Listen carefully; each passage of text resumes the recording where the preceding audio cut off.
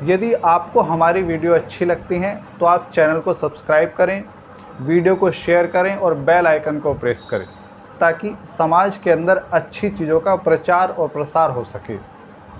धन्यवाद। स्वागत है आप सभी का सत्यार्थ प्रकाश तृतीय समोल्लास की कक्षा के अंदर। वैशेषिक विषय हम लोगों का चला हुआ है और वैशेषिक दर्शन में हमें पढ़ने हैं 6 पदार्थ: द्रव्य, गुण, कर्म, सामान्य, विशेष और क्या है, समवाय। जिनमें से हम 3 पढ़ चुके हैं। कौन कौन से?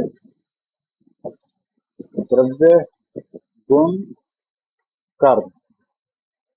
द्रव्य कहते किसे हैं, ये कितने होते हैं, पढ़ चुके हैं। गुण कितने होते हैं, गुण कहते किसको हैं, ये भी हम पढ़ चुके हैं। और कर्म कितने होते हैं और कर्म कहते किसको, ये भी हम पढ़ चुके हैं। यानी 3 पदार्थ हम लोग पढ़ चुके हैं। अब अगला पदार्थ आता है सामान्य। आज मैं आपको पढ़ाऊंगा सामान्य किसको कहते हैं। आगे फिर विशेष देखेंगे, फिर समवाय देखेंगे। ठीक है, तो सामान्य समझना, समझने की चीजें।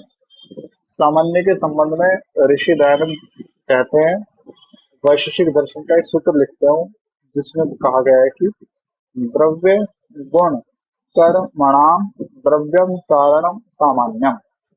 यानी जो कार्य द्रव्य, गुण और कर्म का कारण द्रव्य है वह सामान्य द्रव्य है। देखो, पहली चीज क्या है, सामान्य द्रव्य। सामान्य द्रव्य कहते किसे हैं, सामान्य द्रव्य आखिर होता क्या है। तो यहाँ 3 बातें कही गई। इसको मैं 2 प्रकार से आपको समझाने की कोशिश करूंगा। एक होता है कारण, एक होता है कार्य। यानी जो कारण है उससे ही निर्मित होता है कार्य। जैसे बहुत बार उदाहरण दे चुका हूं, आटे से रोटी का निर्माण होता है, आटे से रोटी बनाई जाती है। तो आटा क्या है, कारण, रोटी क्या है, कार्य। ठीक है, आटा कारण है, रोटी क्या है, कार्य। ठीक, इसी प्रकार जो है तंतुओं से कपड़ा बनाया जाता है, तो तंतु क्या है, कपड़े के कारण। और घड़ा जो है वो मिट्टी से बनता है, तो मिट्टी क्या है, घड़े का कारण। ठीक, अब यहाँ समझने वाली बात क्या है कि कोई भी कार्य क्यों ना हो, कोई भी कार्य क्यों ना हो, वो बना तो किसी कारण से होगा ना। यानी कार्य द्रव्य के अंदर कारण द्रव्य तो मौजूद होगा ही होगा। कोई भी कार्य द्रव्य क्यों ना हो, उसके अंदर कारण द्रव्य तो मौजूद होगा ही होगा। बात समझ में आ गई? अच्छा, अब मैं बात करता हूँ गुण की। आपको पता है गुण भी द्रव्य के ही अंदर रहते हैं। गुण भी किसके अंदर रहते हैं, द्रव्य के अंदर रहते हैं। अच्छा, तीसरी चीज क्या है, कर्म। कर्म भी किसके अंदर रहते हैं, द्रव्य के अंदर रहते हैं। यानी चाहे कार्य द्रव्य हो, चाहे कोई गुण हो, चाहे कोई कर्म हो, तीनों को किसकी आवश्यकता होगी, द्रव्य की। ठीक है, यानी वो द्रव्य क्या होगा, तीनों के लिए कारण। ठीक है, वो क्या होगा, कारण। अब यहाँ देखो, सामान्य का मतलब क्या होता है अंग्रेजी में, कॉमन। कॉमन हम किसको कहते हैं, जो सब में हो। अब मैंने क्या कहा, कार्य द्रव्य का कारण क्या है,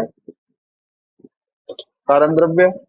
मैंने कहा मैंने कहा जो गुण है उसका भी कारण क्या है, कोई ना कोई कारण द्रव्य। और जो गुण है वो भी किसमें है, किसी न किसी कारण द्रव्य के अंदर। तो तीनों में क्या आ रहा है, कारण द्रव्य कारण द्रव्य कारण द्रव्य। तो ये तीनों में कॉमन आ रहा है, और जो सब में कॉमन है ना, जैसे तीनों में कॉमन है तो इसको हम क्या कहते हैं, सामान्य। बात समझ में आई आपको? चलो इसे एक और उदाहरण से मैं समझाता हूँ। आपको बनानी है रोटियां, रोटियों के लिए आवश्यकता है आटे की। तो रोटी के लिए आटा क्या है, कारण। ठीक, अच्छा, आटे का कोई रंग तो होता होगा ना, कैसा रंग होता है आटे का? हाँ, कुछ सफेद रंग होता है आटे का। वो सफेद रंग क्या है, रंग किसमें आता है, रूप के अंदर। रूप क्या है? गुण। तो वो गुण भी किसके अंदर है? उस आटे के अंदर। ठीक है। और वो जो रोटी है वो भी कहाँ है? उस आटे से ही बनेगी।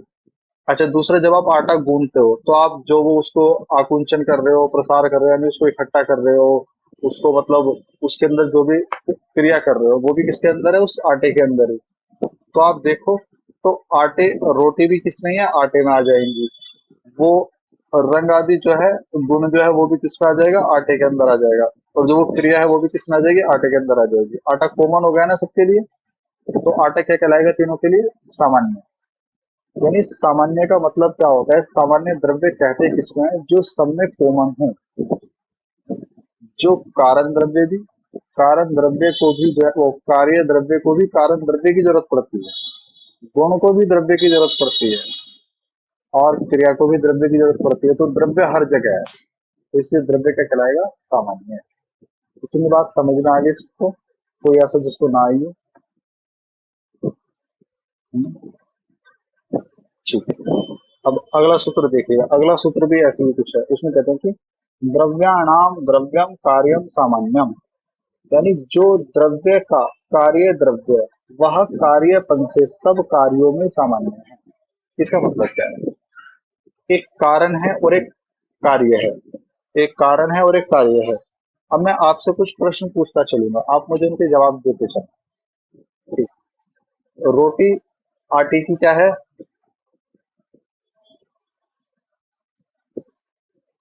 मिट्टी का घड़ा। मिट्टी का क्या है? जो तंतु है उनसे बना है कपड़ा। तो कपड़ा क्या है? तंतुओं का कार्य। ठीक है। और इसके अलावा और भी बहुत सारे सैकड़ों उदाहरण है। सैकड़ों क्या है, करोड़ों अरबों उदाहरण। ठीक। ये सभी क्या कहलाएंगे?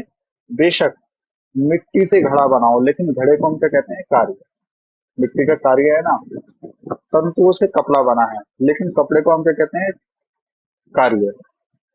और तीसरा उदाहरण क्या है? कि रोटी आटे से बनी हो, लेकिन रोटी भी क्या है? आटे की कार्य है। तो तीनों क्या कहलाएंगे? कार्य कार्य कार्य। तो कार्य पने की दृष्टि से देखें तो सभी कार्य है ना। तो कार्यपना तो सब में समान है ना, कॉमन है ना।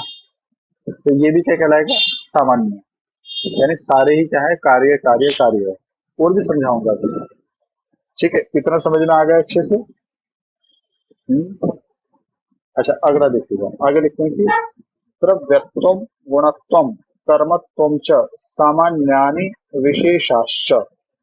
यानी द्रव्यों में द्रव्यपन, गुणों में गुणपन, कर्मों में कर्मपन, ये सब सामान्य और विशेष कहते हैं। क्योंकि द्रव्यों में द्रव्यत्व सामान्य है और गुणत्व कर्मत्व से द्रव्यत्व विशेष है। इसी प्रकार सर्वत्र जानना।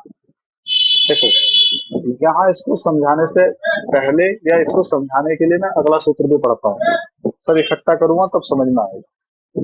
लिखते हैं कि सामान्यम विशेष इति बुद्धियापेक्षम। यानी जो सामान्य और विशेष है वो बुद्धि की अपेक्षा से होता है। चीजों को आप सामान्य भी बना सकते हो और चीजों को आप विशेष भी बना सकते हो, वो सब आपकी बुद्धि के ऊपर है। जैसे उदाहरण देते हैं कि सामान्य और विशेष बुद्धि की अपेक्षा से सिद्ध होता है।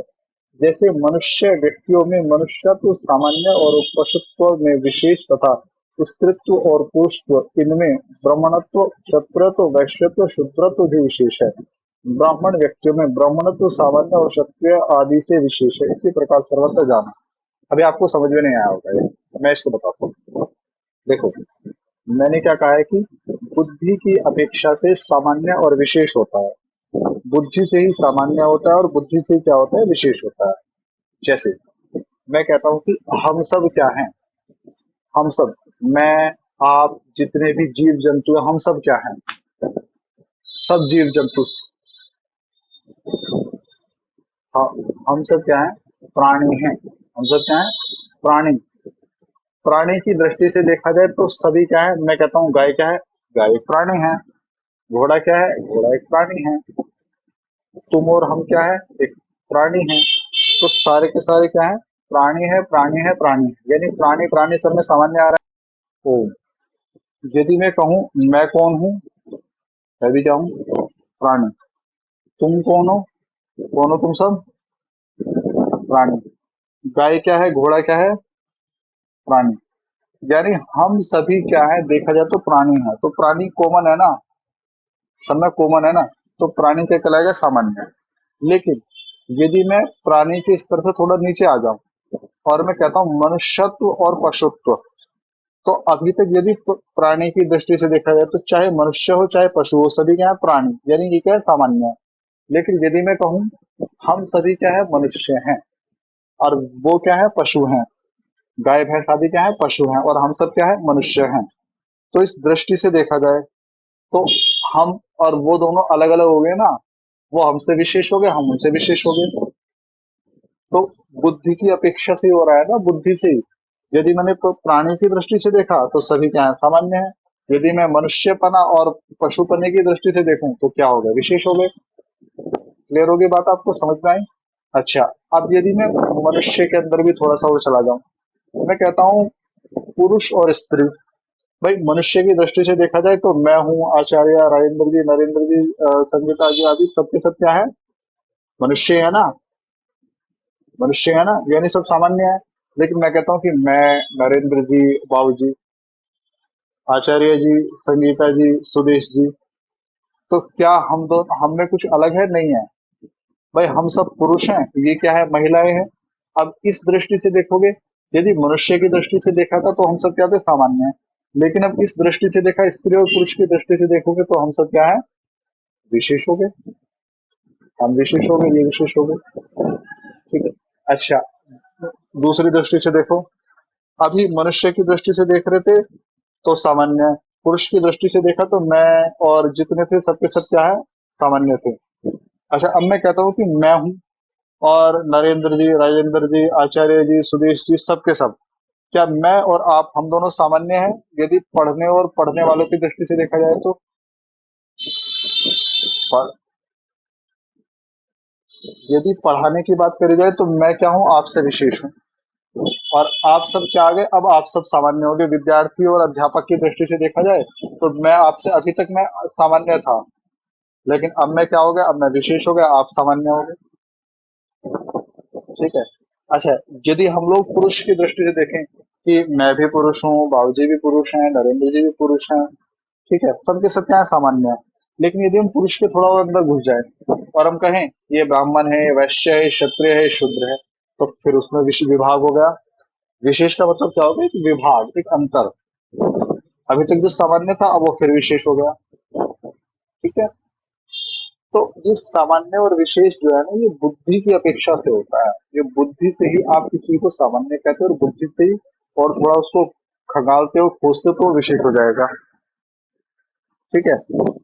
अब जैसे मान लीजिएगा किसी की आयु 8 वर्ष है, 10 वर्ष है, ठीक, किसी का आयु 30 वर्ष है, 40 वर्ष है, किसी का आयु 60 वर्ष है, 70 वर्ष है। तो यदि हम देखें पुरुष की दृष्टि से तो सारे पुरुष हैं। वो जो 8-10 साल का बालक है, लड़के की बात मैं कर रहा हूँ, पुरुष, तो वो भी पुरुष है, 30-35 का भी पुरुष है, और 60-70 का भी पुरुष है। लेकिन यदि हम और थोड़ा अंदर जाएं तो एक को हम क्या कहेंगे, जो 8-10 साल का, उसको हम क्या कहेंगे, बोलो, उसको हम बालक कहेंगे। यदि मैं बात कहूँ कोई 25 का है, 30 साल का है, 35 साल का है, 20 साल का, तो वो क्या कहलाएगा, युवा हो जाएगा, युवा कहेंगे उसको हम। और यदि कोई 50 साल, 60 साल, 70 साल, 80 साल का है तो उसको हम वृद्ध। 50 साल तो भाई जवान ही है। 70, 75, 80 साल का, उसको हम वृद्ध की श्रेणी में डाल देंगे हम लोग उसको। तो कहने का मतलब क्या है कि बुद्धि से ही सारी चीजें होती है। बुद्धि की अपेक्षा से ही आप किसी को सामान्य कहते हो, बुद्धि की अपेक्षा से ही आप किसको विशेष कहते हो। अब इसी चीज को जो है ना, इससे पहले सूत्र में कहा गया था, उसमें लिखा है ना कि द्रव्यों में द्रव्यत्व सामान्य और गुणत्व कर्मत्व से द्रव्यत्व विशेष है। अब देखो, मान लो कोई द्रव्यों में जो द्रव्यपना है, ठीक है, द्रव्यों में जो द्रव्यपना है वो तो क्या है, सामान्य है। भाई जो रोटी है, रोटी भी आटे से बनी है तो वो भी उसका कारण द्रव्य है। घड़ा है वो मिट्टी से बना है, वो भी उसका कारण द्रव्य है। कपड़ा जो है तंतुओं से बना है, वो भी उसका कारण द्रव्य है। अब इस दृष्टि से देखा जाए तो सारे क्या है, सामान्य है। भाई कारण द्रव्य सामान्य है। लेकिन यदि हम इनकी तुलना करें गुणों से, तो गुण जो है वो अलग होते हैं भाई, गुण अलग चीज है और द्रव्य अलग चीज है, इस तरह कर्म अलग चीज है। तो ये क्या है, बुद्धि की अपेक्षा से आप किसी को सामान्य कहते हो, बुद्धि की अपेक्षा से आप किसी को विशेष कहते हो। और मैंने ढेर सारे उदाहरण देकर आपको ये सारी चीजें समझाई। तो यानी आगे के जो दो द्रव्य थे ना, सामान्य और विशेष, वो हो चुके हैं। अब बताओ, इसमें कुछ डाउट हो तो मुझे बताओ, वरना फिर मैं आगे बढ़ूँ। आगे समझ में, सामान्य विशेष, ठीक है। अब यदि आपको सामान्य विशेष समझ में आ जाए तो अगला आता है समवाय, यानी छठा द्रव्य, जिसको हम क्या कहते हैं, समवाय हम कहते हैं। समवाय क्या है, तो लिखते हैं कि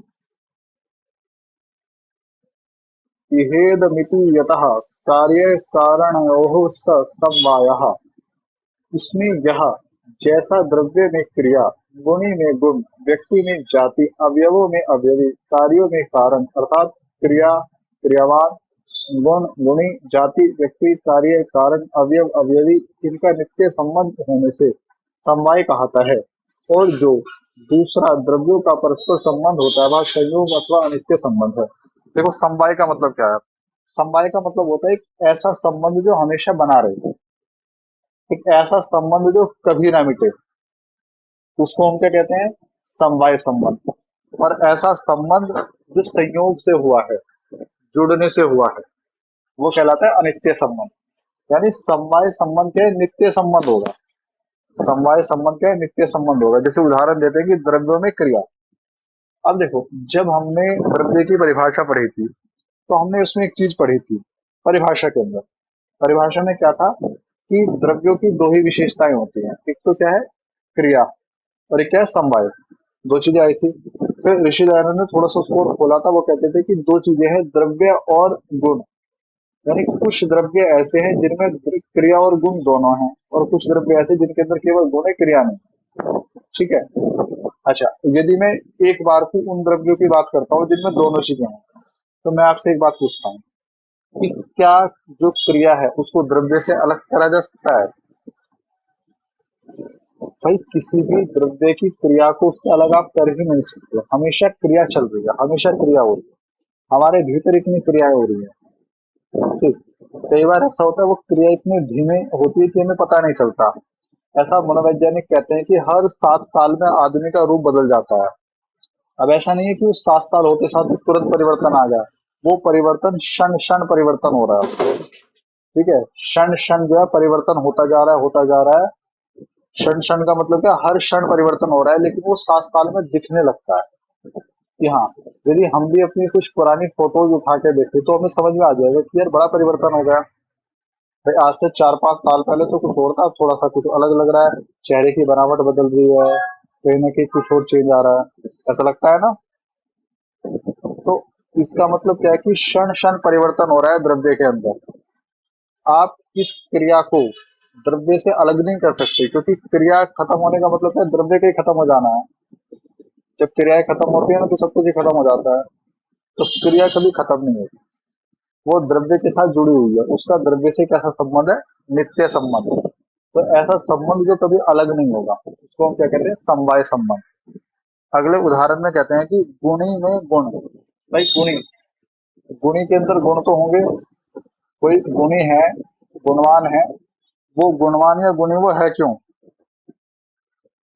कोई गुणी या गुणवान क्यों है, क्या कारण है? गुण के कारण। भाई, किसी को मैं गुणवान कह रहा हूँ, ठीक है, मैं कहता हूँ संगीता जी बड़ी गुणवान है, संगीता जी खुश हो गई होंगी, अच्छी बात है। तो ये किसके कारण गुणवान है? गुण के कारण तो गुणवान है ना। तो क्या आप गुण को और गुणी से अलग कर सकते हो? किसी को गुणी कह ही इसलिए रहे हैं, उसके अंदर गुण है। तो ये कैसा संबंध है, नित्य संबंध है। और गुण यदि है ही नहीं तो गुणी कैसे कह देंगे उसको? तो ये क्या है, एक नित्य संबंध है। फिर कहते हैं व्यक्ति में जाति। जाति का मतलब क्या है, मैंने पहले भी कहीं बताया कि एक समूह। अब अभी मैं कहता हूँ कि हम सब मनुष्य हैं, ठीक है, हम सब क्या है, मनुष्य हैं। क्या इस मनुष्यपन को आप अपने से अलग कर सकते हो? हैं? मैं कहता हूँ ये स्त्री है, क्या इस स्त्री को, स्त्री पने को आप इससे अलग कर सकते हो? ये पुरुष है, पुरुष पने को आप इससे अलग कर सकते हो? यानी क्या है, ये क्या है, स्त्रियों का एक समूह। ये स्त्री क्या है कि जाति है, ठीक है। स्त्री अपने आप में क्या है कि जाति है। मैं कहता हूँ आचार्य हैं, चाहे माता जी हैं, सुबन माता जी हैं, चाहे सुनीता जी हैं, ये सभी क्या है, स्त्री हैं ये, ठीक है। स्त्री हमने इनको क्यों कहा है, क्योंकि ये इस जाति के अंदर आ रहे हैं। जो स्त्री जाति के गुण कर्म स्वभाव है ना, उसके अंदर ये है, ठीक है। हम सब पुरुष हैं, पुरुष क्या है, एक जाति है। तो पुरुष की जाति में जो गुण कर्म स्वभाव है ना, वो हम सबके भीतर है, इसलिए हम पुरुष कहलाएंगे। गाय है, गाय क्या है, एक जाति है, ठीक है। भैंस क्या है, एक जाति है। गाय एक अलग जाति है, जितनी भी गाय होंगी वो सब उसमें आएंगी, बेशक उनकी नस्लें अलग क्यों ना हो। मान लो कोई जो है गिर नस्ल की है, कोई हरियाणवी नस्ल की है, और भी बहुत सारी साहिवाल नस्ल की हैं, तो सारी गाय है ना, ठीक है। उनको हम गाय कहते क्यों है, क्या कारण है गाय कहने का उनको? क्योंकि वो गाय एक जाति है जिसके अंदर वो प्राणी आ रहा है। तो हम कभी भी व्यक्ति को जाति से अलग नहीं कर सकते। मुझे हमेशा पुरुष ही कहा जाएगा, नरेंद्र जी को हमेशा पुरुष ही कहा जाएगा, सुदेश जी को पुरुष नहीं कह सकते, आचार्य जी को पुरुष नहीं कह सकते। क्यों? क्योंकि जो पुरुष जाति के जो गुणकर्म स्वभाव है ना, उस श्रेणी में हम हैं, परमात्मा ने बनाया है। स्त्री जाति के जो गुणकर्म स्वभाव है उसमें उनको रखा है। तो क्या व्यक्ति को जाति से अलग करा जा सकता है? बताओ। व्यक्ति को कभी जाति से अलग नहीं करा जा सकता। तो ये कैसा संबंध हो गया? समवाय संबंध, ठीक। फिर कहते हैं कि अवयवों में अवयवी। अरे जो अवयवी होता है उससे तो अवयव बनता है ना, अवयवी से ही तो अवयव बनता है। कार्यों में कारण, भाई जो कार्य है वो कारण से ही तो बनता है, बिना कारण के कोई कार्य थोड़ी ना बन सकता है। अर्थात क्रिया क्रियावान, गुणी गुणवान, जाति व्यक्ति, कार्य कारण, अवयव अवयवी, इनका नित्य संबंध होने से समवाय कहता है। समवाय का मतलब क्या होता है कि एक ऐसा संबंध जो नित्य है, जिसको अलग नहीं करा जा सकता। ऐसे संबंध को हम क्या कहते हैं? नित्य संबंध कहते हैं, ठीक है। जैसे परमात्मा है, परमात्मा दयालु है, क्या परमात्मा की दया को उससे अलग करा जा सकता है? तो ये जो गुण है और जिस गुणे के अंदर है, यानी उस परमात्मा के अंदर, इनको कभी अलग करा ही नहीं जा सकता। ये कैसा संबंध है? नित्य संबंध है। और नित्य संबंध ही क्या कहलाता है? समवाय कहलाता है। आगे लिखते हैं कि और जो दूसरा द्रव्यों का परस्पर संबंध होता है वह संयोग अर्थात अनित्य है। और जो संयोग से हो रहा है, अब जो चीजें संयोग से बनती है, जाहिर सी बात है वो चीजें छूट भी जाएंगी। कुछ भी संसार में ये एक ऐसा अटल नियम है, जो जो चीजें संयोग से बनी है यानी जुड़ के बनी है, एक समय बाद वो टूट जरूर जाएगी। तो यही कारण है कि इस संसार में जो है ना, सारी चीजें धीरे धीरे जो है ना बिखर जाती है, जर्जर हो जाती है, ठीक है, क्षीण हो जाती है। जैसे मैं अभी क्या कह रहा था कि कहीं ना कहीं हम सभी के भीतर क्षण क्षण परिवर्तन आ रहा है। और वो परिवर्तन क्या है, कभी वो निर्माण हो रहा था, वो अब बिखराव हो रहा है, यानी पहले वो संयोग हुआ, अब वो धीरे धीरे बिखर जाएगा वो। तो ये स्थिति है। तो जहां संयोग का संबंध होगा यानी चीजें जुड़कर बनेगी, वहां बिखराव होगा, वो अनित्य संबंध होगा। और जहां चीजें, आपने देखा है किताबें होती हैं, किताबों के पन्ने जब बहुत समय बाद आप उनको देखोगे, सालों साल बाद, तो आप देखोगे कि वो मुड़कर टूटने लगते हैं। क्या जब किताब आती है, कितना उसका पन्ना ऐसे होता है, एकदम ढीला ढाला सा होता है। आपकी किताब का पन्ना आप देखोगे ना, तो बिल्कुल ऐसा है, बिल्कुल बढ़िया सा रहेगा। और बाद में क्या होगा, जब ये समय के साथ में इसके अंदर के अवयव टूटने लग जाएंगे, फिर तो हल्का सा मोड़ोगे ना, टूट के एक साइड में हो जाएगा। पुरानी किताबें आपने देखी होंगी, ठीक। तो जहां संयोग का संबंध होगा वो अनित्य संबंध होगा, और जहां समवाय संबंध होगा वो नित्य संबंध होगा। बोलो, आपको समवाय भी समझ में आ गया? ठीक है। तो आज तो हम इसको इतना ही रखेंगे।